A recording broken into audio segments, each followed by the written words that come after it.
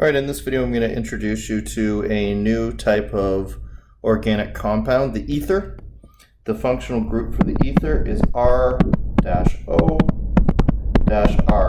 So this, if you recall, in alcohol was like we had replaced one of the arms of a water molecule, and this is what water originally looked like.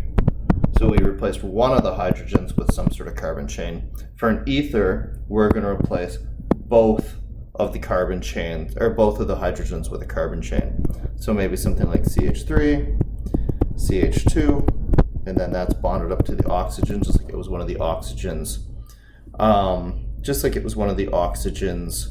hydrogens, and then maybe we come down here like this. And so both hydrogens are gone, replaced with that. And there is still a degree of polarity with this molecule, but again, without that hydrogen there, we're not going to have hydrogen bonding anymore. And as a result, we're going to get a lot less polarity. And as these things will still be soluble in water to some extent, but as they get longer, they'll be less and less. And if they're relatively short chains like this one, we're also going to get lower boiling points, to the point where some of these things, especially the short ones, will be gases at room temperature. I think I saw the boiling point of methyl ether, so with a methyl on either end was like in the minus 30 degree range. So they're a little bit water-like, but again, they're getting less and less water-like, and they're looking more and more like the alkanes. That's what an ether is. Again, I'm leaving properties and reactions for a separate video, so really we're just going to run through the two simple naming systems here.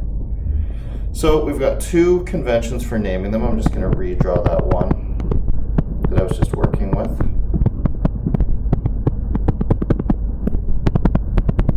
Okay, and you can do the less formal, but the one I think I see more often when you're actually looking at people talking with these things, where we treat these both as side chains, and then we add ether to the end. So this one would be ethyl, methyl, ether. If you had the same side chain on either side,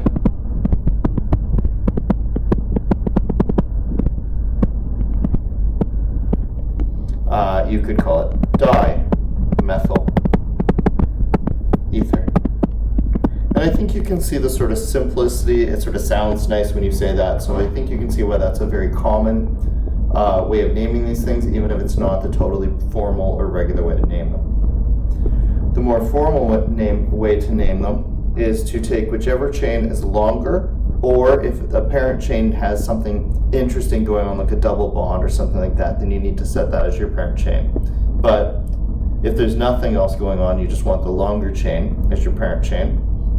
And then you treat the other chain as if it's a side chain.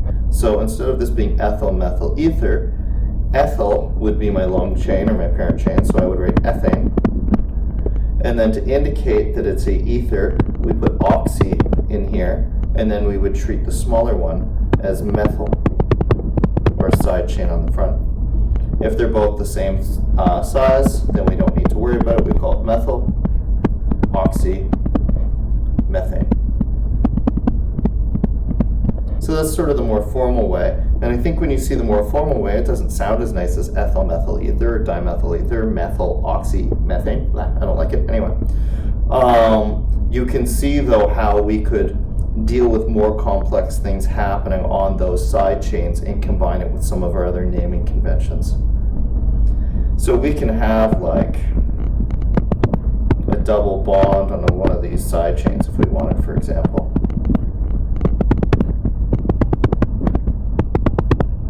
And if we did, then we would have to treat that as our parent chain, and then we could deal with that double bond as we would with any other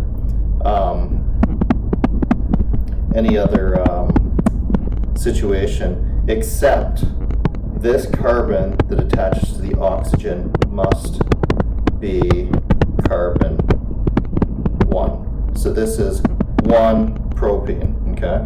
And then I put the oxy in. And then I got an ethyl group over here.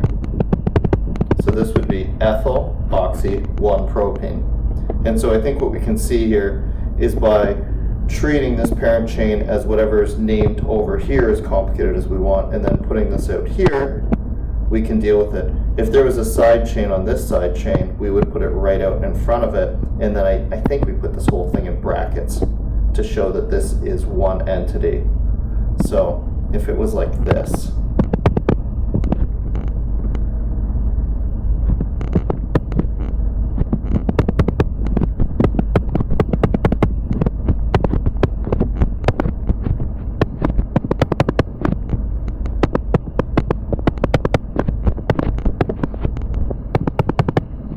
so here's my longest chain.